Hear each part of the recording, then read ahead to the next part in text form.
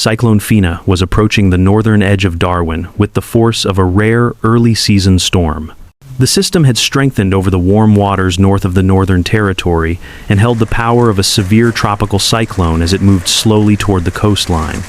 Meteorologists noted a tightening core and a persistent band of thunderstorms that signaled further intensification. The Australian Bureau of Meteorology issued urgent alerts across the region, warning that the storm could gain strength as it neared land. Darwin entered a period of fast-rising tension as cloud bands thickened over the Timor Sea. The atmosphere grew heavy, and wind gusts pushed through the shoreline suburbs. Outflow from the storm stretched across Van Diemen Gulf, pulling moisture inland and creating long, steady bursts of rain. Communities across the Tiwi Islands felt the first strong pulses of wind as the circulation brushed their northern shores. The slow movement of the cyclone allowed the dangerous weather to linger, increasing the likelihood of falling trees, rising waves, and shifting tides. Along the coastline, the sea responded quickly to the pressure drop. Swells rose through the morning, building into large walls of water that moved toward Melville Island and Bathurst Island. Breakers crashed against the reefs with a steady rhythm that signaled worsening conditions. Observations from offshore buoys indicated wave heights approaching 10 meters, driven by the wide wind field surrounding the storm. In exposed locations such as Gun Point and Cape Hotham, the wind pressed inland in long sweeping bursts that rattled structures and pushed debris across open ground. Bands of rain traveled with the circulation, reducing visibility and creating sudden periods of white spray over the water. In Darwin, residents secured their homes while the gusts increased in strength. Streets began to empty as the afternoon progressed. Many families followed long-standing cyclone routines, covering windows, tying down outdoor equipment, and checking radios for official instructions. Homes in low-lying suburbs prepared for potential flooding if heavy rain combined with rising tides later in the evening. Several stores saw rapid lines of customers searching for bottled water, batteries, and essential supplies. As stocks thinned, some shelves stood empty. Across the Tiwi Islands, small communities moved quickly into protective mode. Houses were secured, doors were reinforced, and residents gathered supplies. In Wurumianga, families brought outdoor equipment indoors as the first strong gusts reached the settlement. Many people monitored the storm's track closely, aware that even a small southward shift could bring the destructive core directly across their homes. Flights into the region had already been canceled, and transport across the islands slowed as conditions deteriorated. The Northern Territory Police increased patrols along coastal areas and urged residents to stay away from the shoreline. Officers moved through locations like the Nightcliff foreshore and encouraged remaining onlookers to return home immediately. Their message emphasized the danger of flying debris and the unpredictable nature of sudden wind bursts within tropical cyclones. The police warned that the standard emergency warning signal, known as the National Emergency Siren, would sound across radio, television, and social media before major announcements. This system served as a critical tool for rapid communication once conditions worsened. Emergency shelters opened in several districts to accommodate people who could not remain safely in their homes. Local authorities coordinated transportation for remote communities and positioned response teams to support at-risk areas. The Northern Territory Emergency Service worked with other agencies to prepare for possible rescues or evacuations should the wind field shift or rainfall intensify.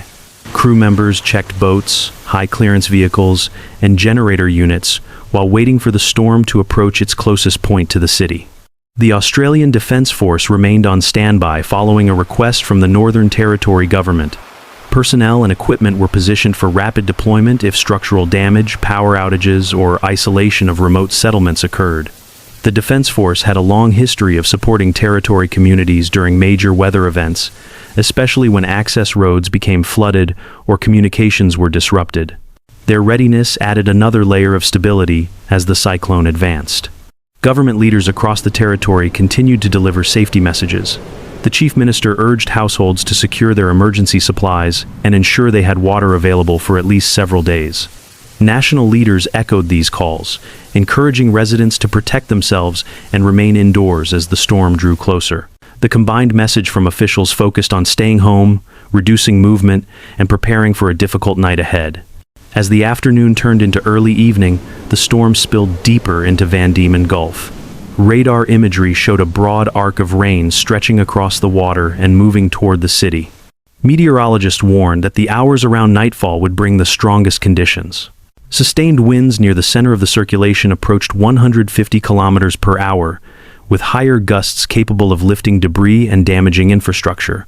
Although the most destructive core was forecast to pass slightly north of Darwin, several nearby suburbs could still experience hazardous gusts and heavy downpours.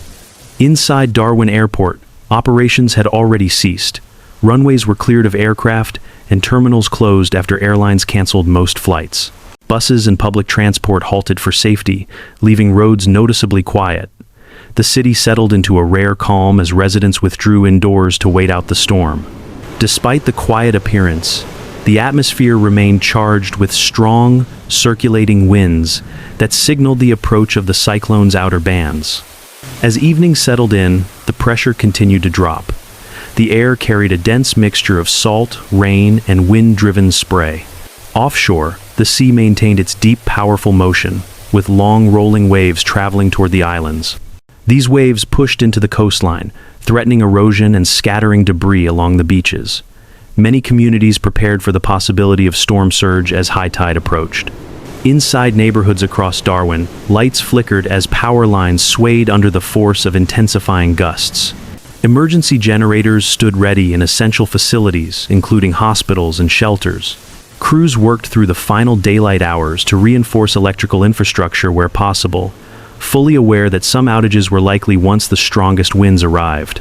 In the remote outskirts, firefighters and emergency volunteers monitored tree lines for early signs of fallen branches or blocked roads. Their positioning allowed them to respond quickly once the storm passed. The slow movement of the cyclone made planning difficult, as conditions could remain dangerous for many hours after the closest approach. Meteorologists projected that the cyclone would strengthen further once it moved into the open waters of the southern Timor Sea. Warmer temperatures and favorable upper-level winds could allow the system to reach Category 4 intensity by the following afternoon. This outlook meant that communities to the west, including coastal stretches toward the Kimberley region, needed to remain alert and prepare for extended severe conditions.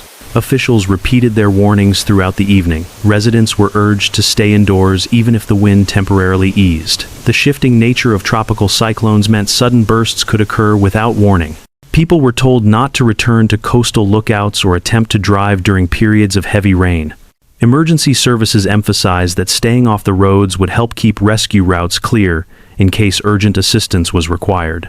As darkness settled over the territory, the storm continued its slow passage. The long night ahead carried the potential for rising water, intense gusts, and widespread disruption. The full impact on communities would not be known until daylight returned. For now, households followed their emergency plans, shelters remained active, and authorities maintained constant communication. Cyclone Fina continued to evolve, and its path through the region remained a developing situation. Meteorologists monitored each shift in the storm structure, while officials reinforced the message of caution. Residents were urged to remain sheltered, stay informed through official channels, and avoid unnecessary travel until conditions improved.